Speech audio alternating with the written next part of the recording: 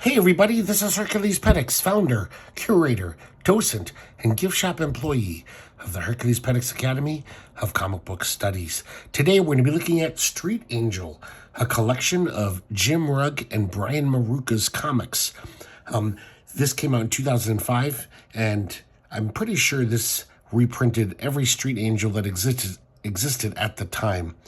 So it's a nice little collection, as you can see by the size of my hand. It's pretty tiny. This is from Slave Labor Graphics, and it kind of has this wraparound cover. I think I'll break the spine, but I'll try to give you an idea of it, showing all the random characters in this comic. And this comic is one of those comics where it's really fun just because it looks like Rugg and Maruca, just every random idea they had since they were teenagers. It's like they threw it in this one comic. So it's just a mishmash of just fun stuff.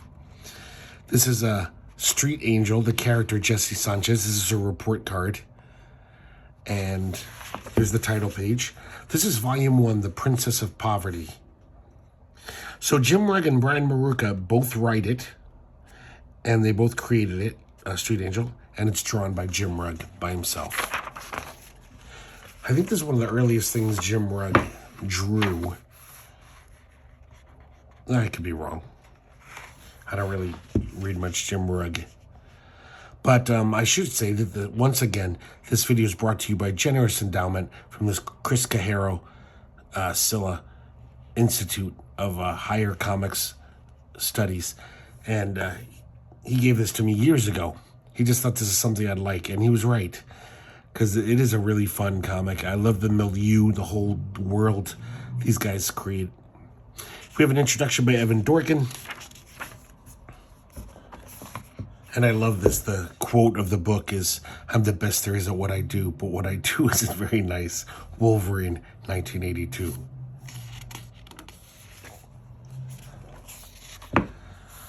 So the book is broken up into chapters, which are basically just reprinting each Street Angel comic. So they're, roughly 24-page chapters. But I don't know if they made this for the book. This is kind of interesting. Every chapter heading is Street Angel in some kind of struggle with this octopus character. And they're just totally random. And I don't know if they were in the original comics or not. But it took me a while to realize. I was like, wait, there's that octopus again. And it's kind of funny that they decided to do that.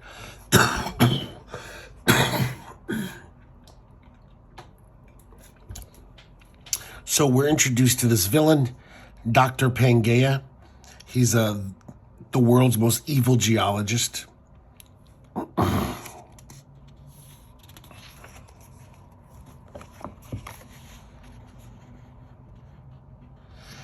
And I guess his new evil plan is to re-merge the continents and turn Earth back into Pangea, all the continents back into Pangea. The supercontinent. Right off the bat, it's just a lot of humor in it. It's these are kind of fun, kick-ass action stories, but they're really almost equally about the yucks. So Dr. Pangea is in jail, and he escapes. And now we're introduced to Street Angel, Jesse Sanchez. I love this character. So this is Wilkesboro, which is a kind of the slum of Angel City. And Jesse Sanchez is a homeless girl. She's an orphan. And she just, every day she kind of fights crime and searches for food because she's a homeless person. It says, every issue pretty much says this line. Jesse Sanchez is raised by the streets in an unforgiving world overrun with poverty, drug abuse, nepotism, and ninjas. I don't understand the nepotism thing. They keep bringing that up.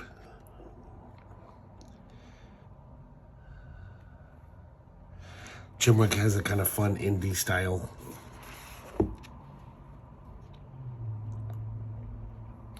So these cops surround Jesse. And they say, we got to take you in. So it turns out Jessie has amazing martial arts skills, as well as being an amazing skateboarder. And so basically nobody can beat her. She can beat up anyone. So she beats up all these cops. And she agrees to come in, though, anyway. So the mayor and the police commissioner are talking about, Dr. Pangaea's threat. I kind of like this, just the outlines of the city. That's nice drawing. He does this throughout, too, these interesting sound effects. So Jessie shows up at the mayor's office. She kicks down the door. And that crash. Kind of cool. He definitely puts in the extra work, Jim Rugg. Like doing things like that. You could have just done crash, That took way longer to do this. This is kind of a funny scene where she's so pissed off at the mayor and the commissioner. She has a bullhorn, and she's just asking them all these questions through the bullhorn. And they're like, please, turn off the bullhorn. And they explain the situation to her. She agrees to help because she doesn't want the whole world to end. So her and her friend Bald Eagle, who's this he has one arm.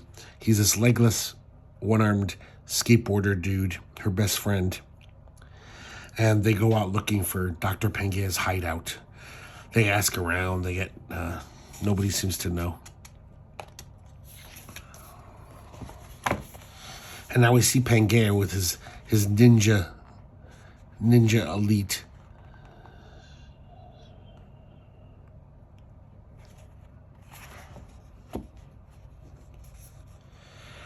Now we see Jessie at her kind of on-off job, washing dishes.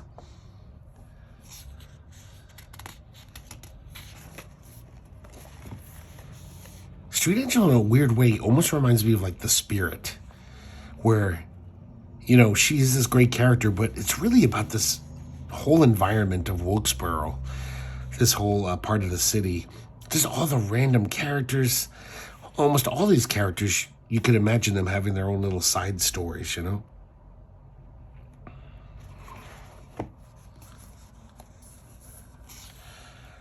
She fucks with some ninjas to get some information. She's like 12 years old. I kind of love how she just beats the shit out of anyone she meets. So from the ninjas, she gets the information of the hideout address. She sneaks in.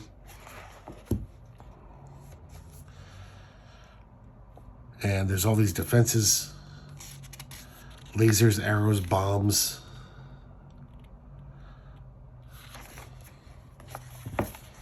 Another thing about this comic is kind of fun is Jim Rugg tries out all these different styles.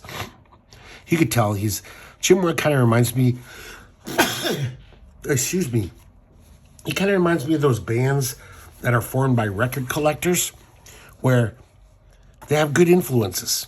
They might not be the most talented guys or inspired songwriters, but they're pretty good bands because they have these great influences that they've studied, for a long time, and they incorporate them. And that's how I feel about Jim Rugg, is I see so many influences on the art, and it changes. And like this thing he's doing with the silhouettes, just the silhouette lines of the ninjas here, he tries out all these fun little things.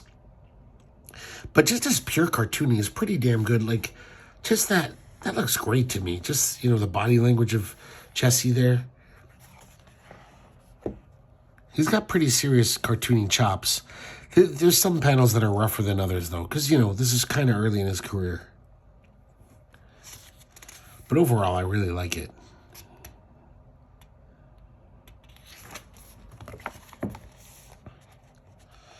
After fighting all these ninjas, the one thought she has is, where's my shoe? She lost her shoe. It's so full of, like, fun lines like that where it kind of deflates the crazy action going on.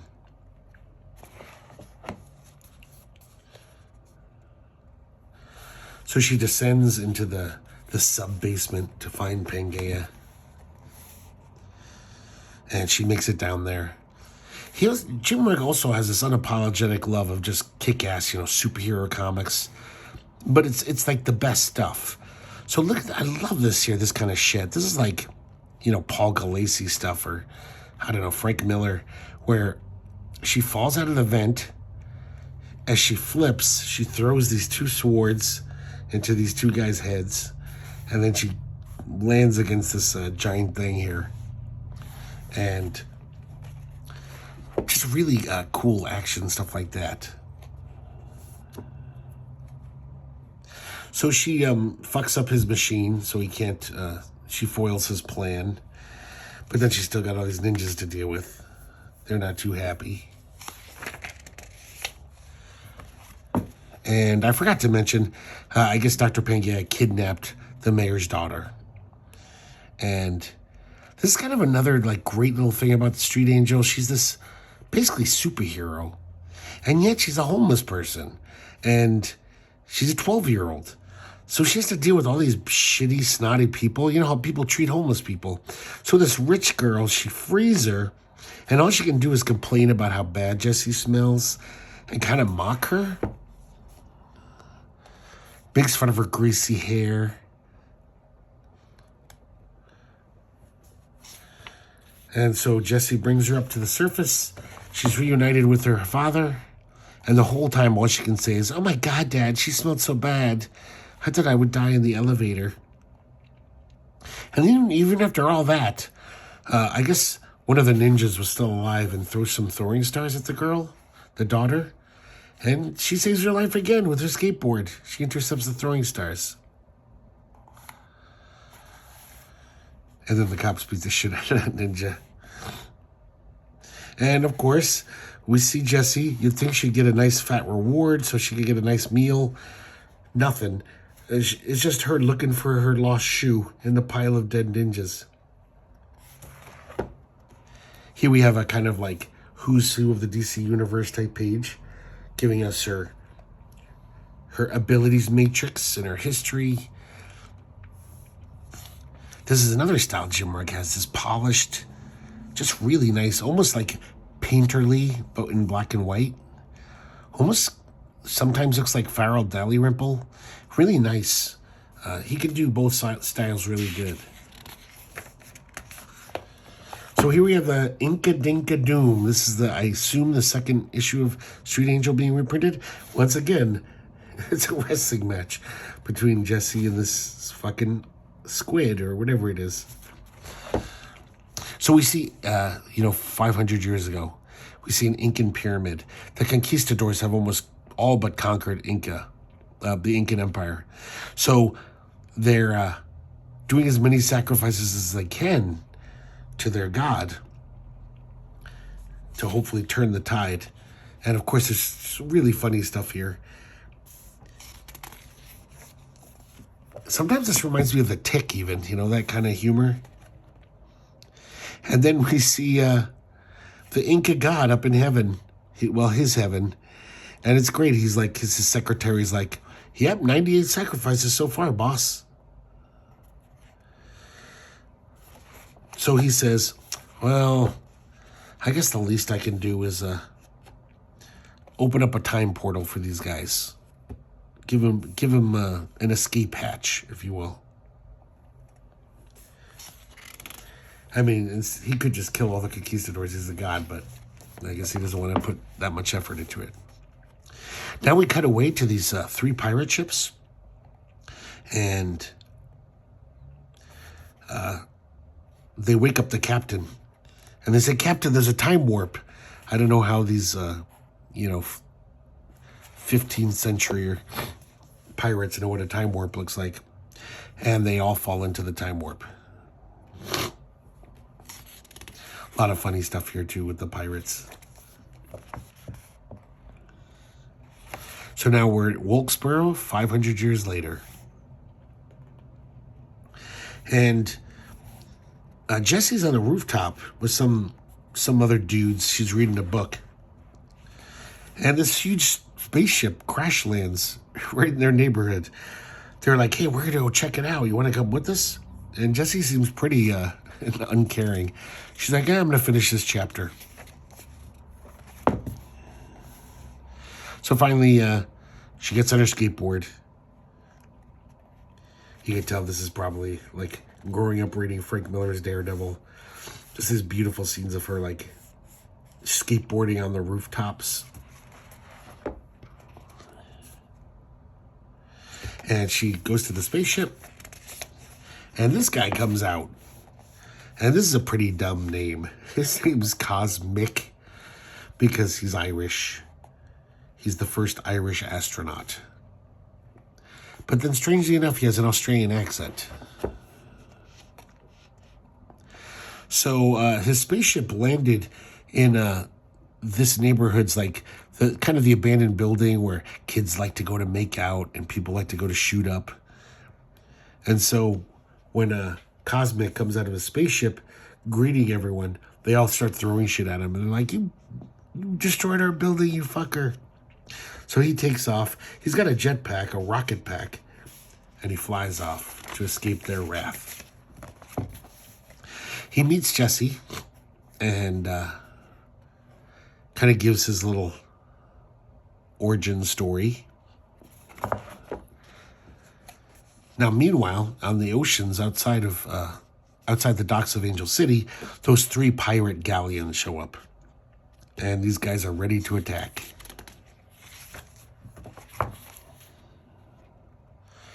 They're really obsessed with de-virginizing any woman they see.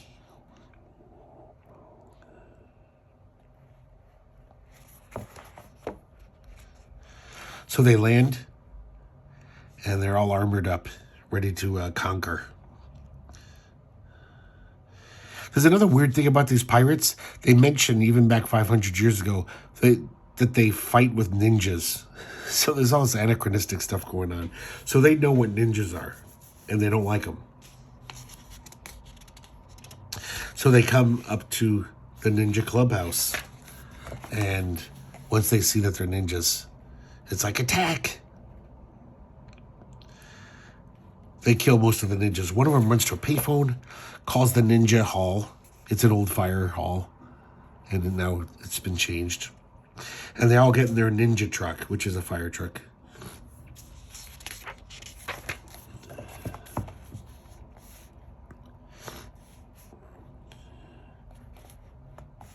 Meanwhile, Cosmic takes off. He hears this ruckus, and he's like, oh, sounds like trouble, gotta go. So he shows up at this epic battle and just starts shooting people. I don't know what side he's on. Excuse me a second. Ugh. And Street Angel is kind of wandering into the melee. She's not really fighting. She just wants to find that Cosmic guy. But just seeing her, all the ninjas run because they're terrified of her.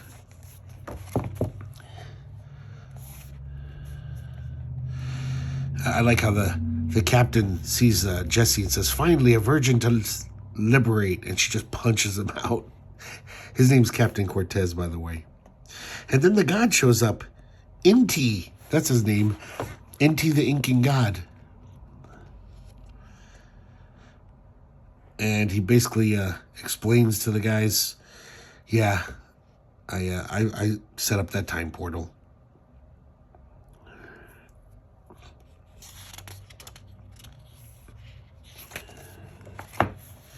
And he agrees to send them all back to their rightful time. The pirates are thrilled. They, a rousing cry of yar. Inti has to ask Jesse what yar means. I don't speak Spanish. So he sends them back.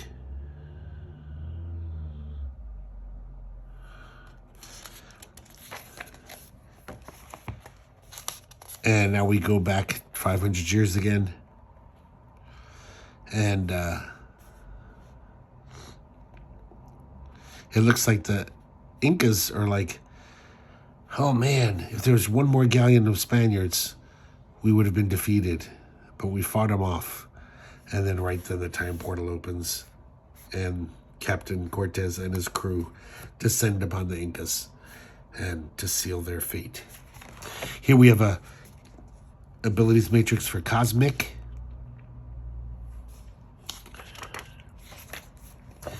Now we have Going Straight to Hell.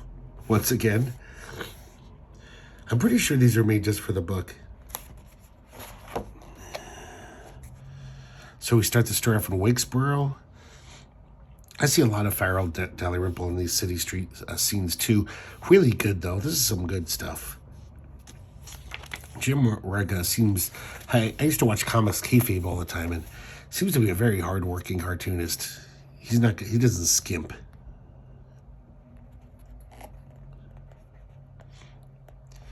Nice full-page splash there. Street Angel falling out of a building. A little manga influence, I suspect, there.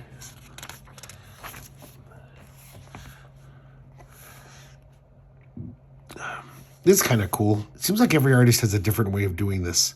So she's coming out of her, unconsciousness. And, everything she sees is shaky.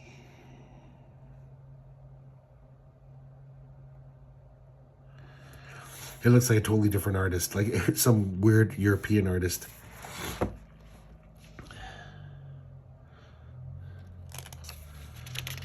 Now we cut away, we see the soccer match, and there's a shark goalie, and then the sharks appear in the lawn, the fins.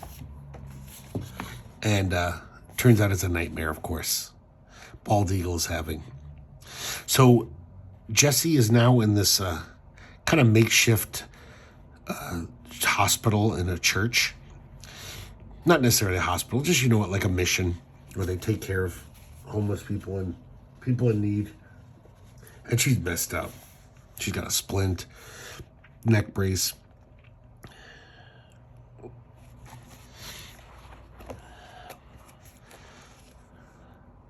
So I guess Father Johnson has been missing, the priest of this church.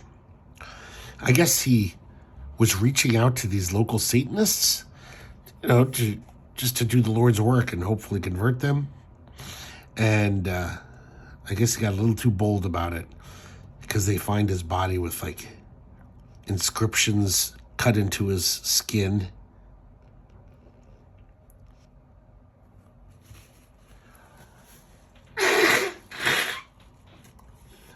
And it's signed Love Crigmore.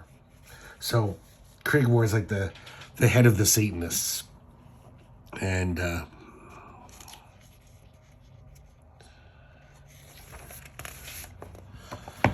course, Jessie can't do anything about it.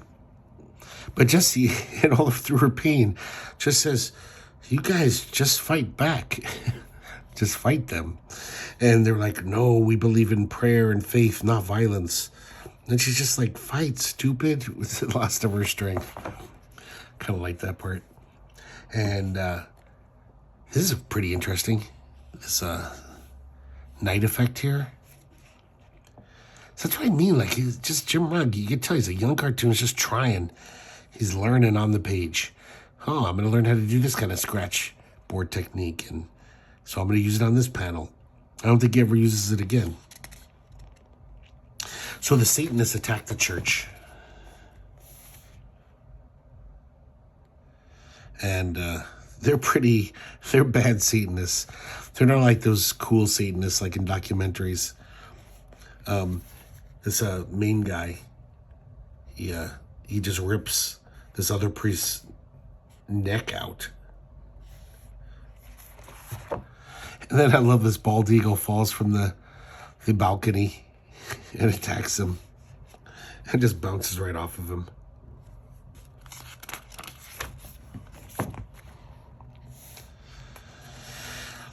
So the Satanists find Street Angel and they're like, prepare the altar. So I guess she's going to be a sacrifice.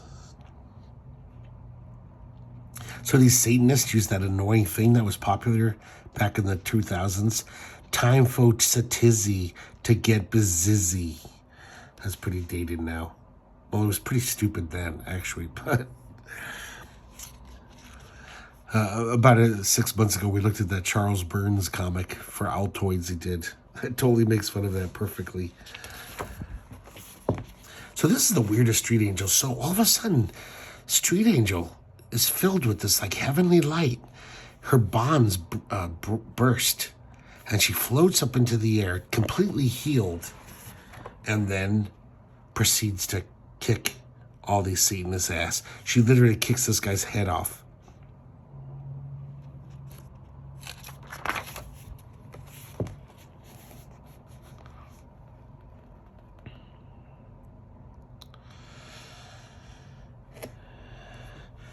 And I love this. She kicks the leader against this crucifix. And then we see these hands reach around and snap his neck. And it's Jesus. Jesus has come to life off the crucifix. And he's also a murderer. He killed this guy.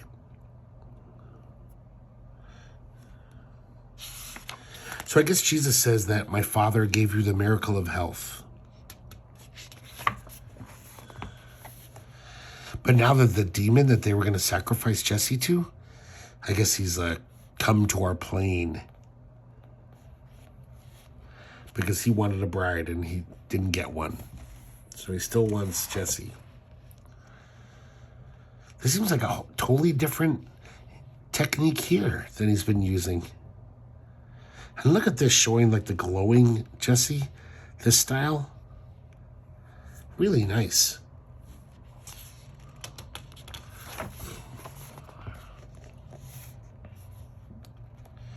So now we get an epic melee between Jesse and this demon. Jesse's beating the shit out of him.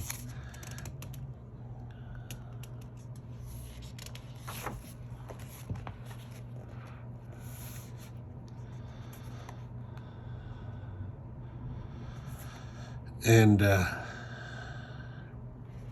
Jesus has got to stop Jesse. He's like, hey, settle down there. The demon's gone. Demon be gone.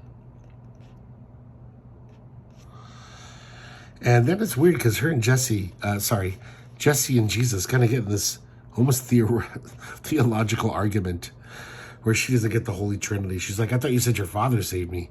He says, well, I'm part of my Father. Haven't you heard of the Holy Trinity? I kind of like that because when I was a kid going to Catholic church, it still doesn't make sense. Oh, it's one God, but no, it's three. And you're just supposed to swallow it. So, basically, because the threat is passed, Jesus says, Father, you can revoke her health now. She just collapses to the ground, just as injured as she was. She's like, motherfucker.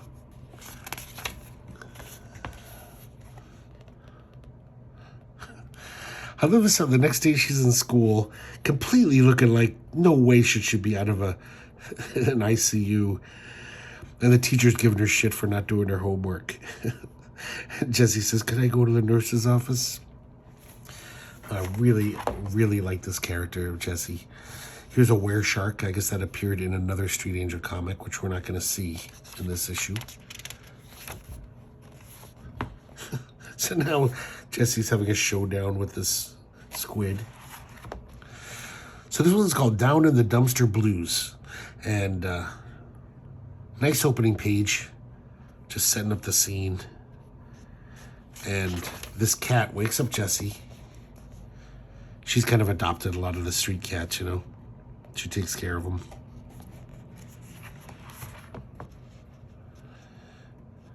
And she's got no cat food. So she says, oh, better go dumpster diving.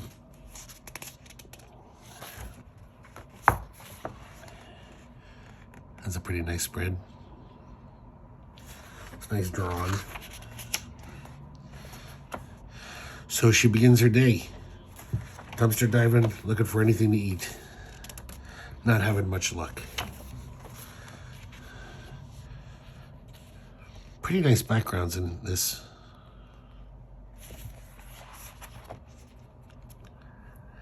There's the mention of nepotism again.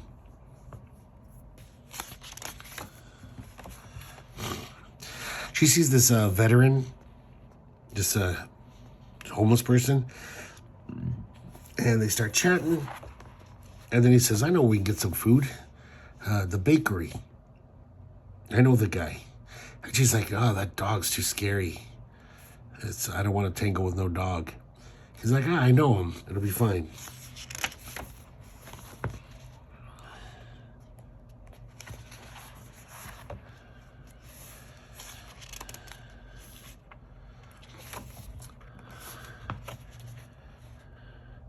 So he takes her there, and this savage, mean dog, as soon as he sees this guy, he's just like, he's a total puppy.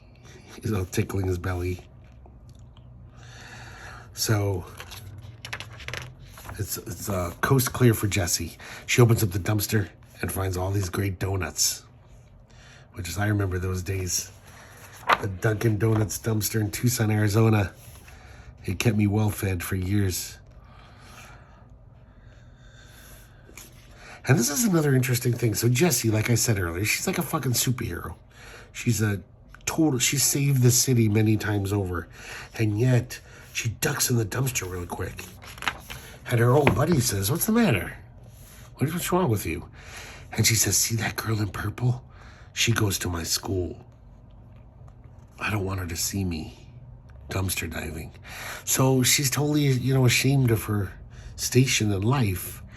Even though most people would applaud her, her pluck and her, ability to survive, even if she wasn't a superhero.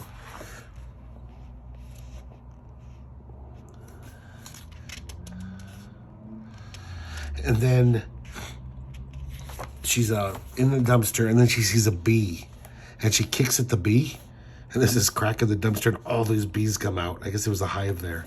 So she jumps out, is freaking out. There's a bee in my back. And then she looks over, and that girl totally sees her. They lock eyes. This is another, I just love this panel. The look on her face, body language.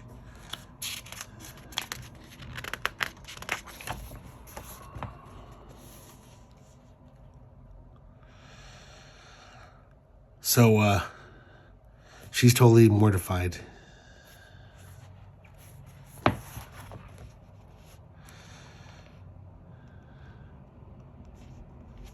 I like that panel, too, of her doing that burp thing to your chest.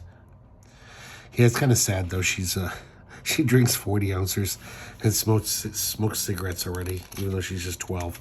But, I'm pretty sure homeless kids do that. And then she's back in her alley, ready to sleep. And then her cat drops a rat right near her face and starts eating it. And she's like, "Oh, fuck." We have a little page for Dr. Pangea here. Now we have hero time. That's great. So the story starts in medias res. We see Street Angel seems to be caught under fire in this warehouse with this old guy, and he's injured. And he basically says, "Oh, didn't I ever tell you I was a big superhero in the 70s?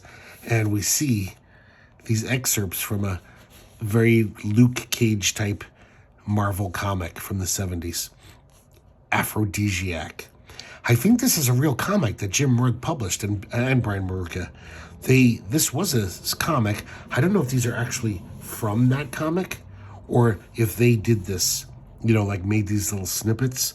Because Jim Rugg is also really good at recreating fonts and shading and coloring, making things look like, of their time, like doing the graphics perfectly. He'd be a great forger, And we see all these great scenes from the Aphrodisiac comic, which makes me want to read it a lot. I should probably search this out. This Aphrodisiac comic. I've never seen it in a comic store or anything. So Jesse's like, "Yeah, I never heard of you." And so they're waiting for these guys to try to cap them. And they got a little time. So Jesse says, "Why'd you quit?" And I guess this is from the comics. I don't know. But apparently, there was this huge explosion in Angel City back in the 70s. And just his whole career basically was over. And due to the explosion, the radiation, he lost all his hair. And he moved on. I think he went out west or something. So he's also telling her about, like most blaxploitation movie characters, he was very friendly with the ladies. And he keeps talking about, back then, I had 20 women a day. So we find out that the guys who are shooting at him, the whole reason is because this guy, his mom slept with him back in the 70s, and he's a racist. So, he hates aphrodisiac for having sex with his white mom. And it looks like they're about to kill them both. They're all surrounded. But then Jessie reaches for her samurai sword and chops the guy's arms off right here. This looks like a totally different style than the rest of the comic that we've read. It almost looks like, sorry guys, I gotta get some tissues. It looks like black and white comic boom, kind of weird, kind of off, but also kind of makes it kind of funner. This is intense goriness.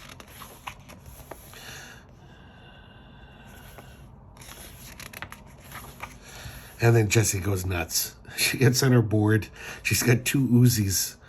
See, this is the kind of stuff where, like, yeah, even if you don't read superhero comics anymore, you still love stuff like that. Just seeing that kind of body positioning. I think that's from Electra Assassin. And this is a great page. People always say, like, yeah, we have to think about what comics can do that movies can't. And this chaotic battle here, this would just be nonsense if you try to do it this, like, close editing. It would just be cacophony, visual cacophony. But it works here because you can slow down as much as you want. It's just so chaotic. All these different angles, crazy sound effects. She's just mowing through these guys, doing backflips on her skateboard. Pretty great 2 pages. Definitely unlike any other artist would draw this. And she kills them all. You see all their corpses. Aphrodisiac's still alive, luckily.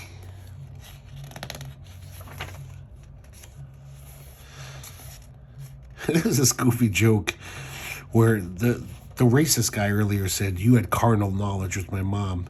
So Jessie is all mad at him. He says, "Whoa." He says, "Did you eat that guy's mom?" He's like, "What are you talking about?"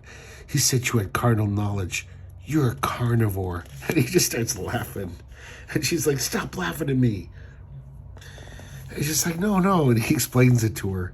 And so that's so funny, even though Jessie is so street smart and formidable, she's really dumb. She always cuts school, and she's pretty ignorant. So just another layer of why I love this character. There's no character quite like her in comics or anything in movies. And then we have a little aphrodisiac last page here. So now we have Megapute. This is some villain of Street Angels, a computer. And now we have a bunch of little short stories. Untitled is first. Here we see Jessie playing pool with the squid. Really like this logo here. This kind of EC format for the first page. And we just see Jessie watching the TV through the bars of this window late at night. The ninjas attack her. And once again, she kicks the shit out of them. Bashes one of their head against the bars. Excuse me.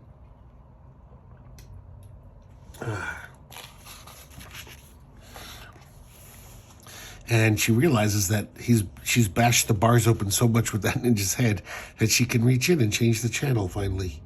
So she just continues to watch TV happily. Kind of a cute little, this is the kind of stuff it reminds me of the Spirit or the Jam. So now we have 3 wishes. I really like this one, how it's drawn in this totally cartoony, cute style, but it looks great to me. It's basically a one-page gag. It's pretty funny. And now we have Paradise Lost. And Jessie is fighting this robot named El Destructo. and she has just foiled his plan for world domination.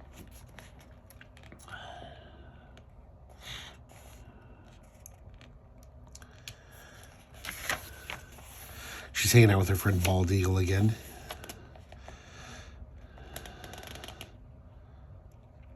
So this robot is convincing Jesse to take over the world with him. She says, listen, you could do everything you want. I mean, you're always fighting crime. If you were in charge of the world, you could eliminate all crime everywhere. You could even give your friend cyborg legs. And then all of a sudden we see poof, and we see another Jesse pop up. This is the Jesse from 1 year in the future.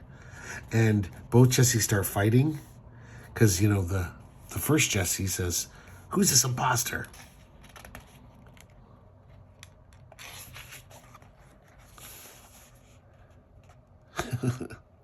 I like how Bald Eagle is always wanting Jesse to do the dirt ball special with him, which is like, you know, Wolverine and Cyclops' fastball. Sorry, Wolverine and Colossus's fastball special, where she just throws him at someone. And she always has to tell him, like, you broke your arm last time. No dirt ball special. So we find out that this Jesse from the future is, you know, I guess they succeeded. They took over the world, but then, of course, everything went awry, and almost everyone's dead in the future, so she's come back to warn her previous self. And here's a total sign of what a comic history nerd Jim Rugg is. This is just the two Jessies fighting. We can barely see it because it's all about the sound effects. And Jim Rugg goes to town here. Every kind of cool, imaginative sound effect you could ever want or need. I like how this one is just a crossword puzzle. Boom, schwack, thump. All the words are sound effects.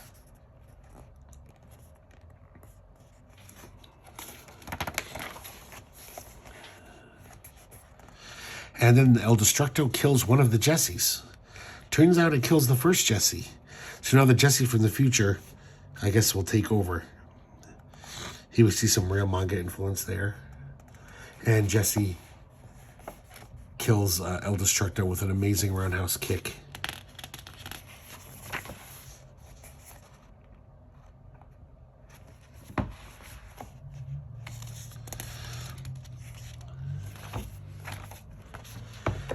And here we have a little parody of those Hostess ads from the 70s and 80s.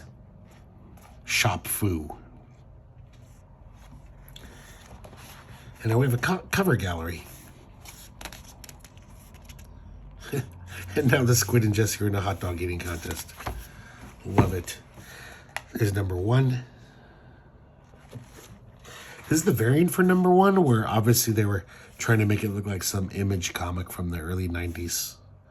Jessie has this like thong coming out of her low slung jeans. This kind of bugs me, even though I'm pretty sure they did it with their tongue in cheek. But it's almost like they're having their cake and eating it too. So they'd be like, "Hey guys, if you buy Street Angel, you're gonna see this sexy character from the bad girl era of comics." Here's number two. And look at this one. This is the alternate for number two. It's a obvious Stan Klaus Ghost World homage. Does it really well. That looks dead on.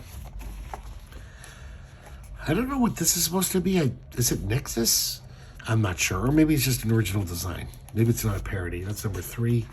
Obviously, this is the alternate cover for number three, the Johnny the Homicidal Maniac variant. Also published by Slave Labor Graphics. Number four, looking like an Optic Nerve comic. This one's kind of interesting. This little Orphan Annie tribute. That's the number four alternate. Number five, looking like actually looks like Grand Theft Auto. Number 5 alternate. And we have a sketchbook. It's kind of fun seeing Jim Rugg's sketchbook.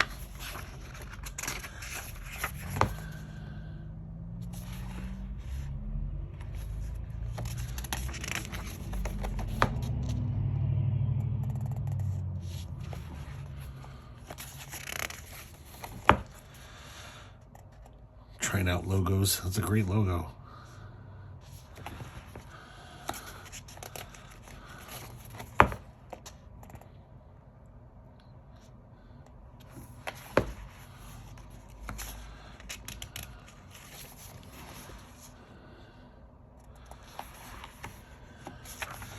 I mean, this is just, it's like a full-blown piece, you know?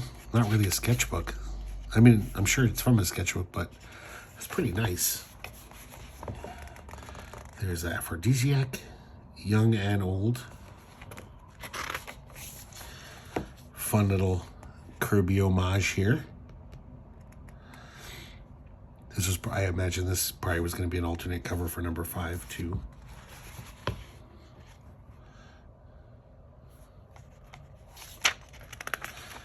Jim looks very facile. He can draw in a lot of different styles well. I love this cartoony version of that old veteran homeless guy. These look great to me.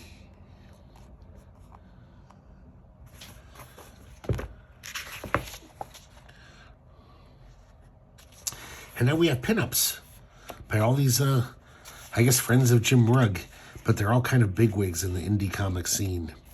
So, we start off with Jeffrey Brown. Yeah, I really do not like that guy. Pretty crappy. And then we have Farrell Dalrymple. That's great. Jesse Fighting Ninjas. And this is a sculpture.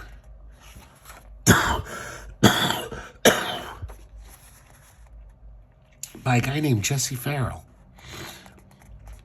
Pretty nice. And this next one, I kind of like this one. Very odd. Richard Hahn. If you're wondering what this has to do with Street Angel, she's down there. This is a tiny little silhouette of her on her skateboard. Here we have Dean Haspiel with a little crossover with Billy Dogma. Never read Billy Dogma. Dean Haspiel seems like one of those guys that's been around forever. He's kind of, I don't know, big or was big in the indie scene, but I don't know anybody who's ever liked his stuff. And the little things I've seen in anthologies, it's pretty dumb. So I don't know. Sorry to, that's irrelevant to this comic, but I'm just kind of fascinated. Like, who likes Billy Dogma out there? If anyone does, write in the comments and let me know. And I gotta keep checking this key, guys. Some people don't sign them. This is by Mike Hawthorne. That's some good-looking stuff. It's like Ralph Bakshi. Paul Hornschmier. Kind of cute. I wonder what happened to that guy. Oh, he's probably in animation, I'm sure. Or he's in academia. I used to like that guy's stuff. This is Dave K. Kind of cute, but yeah, doesn't do much for me. Pat Lewis. Kind of fun. Totally different style. Almost looks like Stan Sakai drawing a Street Angel. This one's kind of nice. I gotta check that one. This is a Jason Lex. That's pretty cool. Nice sense of graphic design on that one. And this is a pinup of Cosmic. And this is by Andy McDonald. So it sounds like they got an Irish guy. Or maybe he's Scottish, I don't know. Here's Jim Mahfood.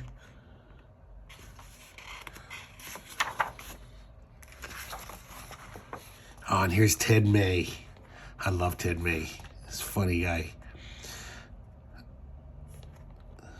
Very golden age looking. Here's Scott Mills doing a fake magazine, Pimp Hand. I guess this is the magazine that Aphrodisiac would subscribe to. We have Scott Morse. And then we have, Brian Lee O'Malley. That's the guy who did, shit, I'm sorry, I can't think of it. A very popular indie comic that became a movie. God, my memory is so bad now. I even saw that movie.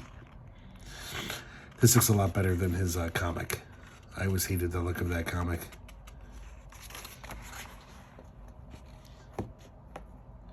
This one is by Lark Pien. Very different. Here's Ed Piskor, Jim Rugg's best buddy till he killed himself. Pretty nice, pretty sharp stuff. But it has that kind of 80s indie black and white explosion. A little hint of crudity to it, which almost makes it better. Pretty fun. Here's Brian Ralph. That's a pretty nice one. Zach Soto, local Portlandian.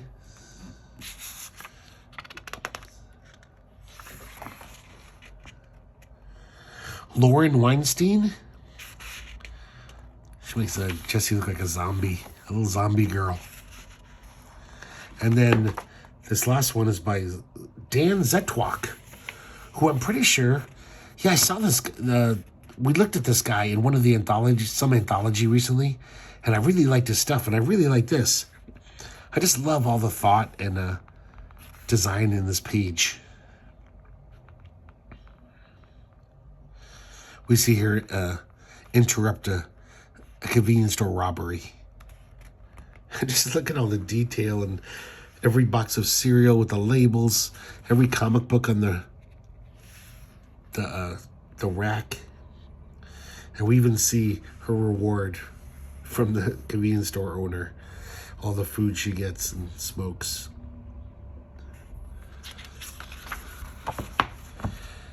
Jim Rugg and Brian Maruca give their thanks and a little bio note. And then we see the other part of that report card from the inside front cover.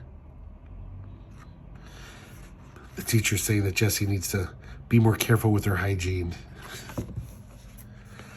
And that's it for Street Angels. So there's been, I believe, many more Street Angels since this. So I kind of want to get those now. I haven't read this in a while. I was gifted this a while ago. I think it's like 10 years ago now. Maybe more. But I had a great time rereading these last night. And it's kind of fun seeing a young Jim Rugg just really trying a lot of new things and succeeding at a lot of things that he tries. So hope you guys liked today's video. And I hope to see you next time here at the Herculespetix Academy of Comic Book Studies.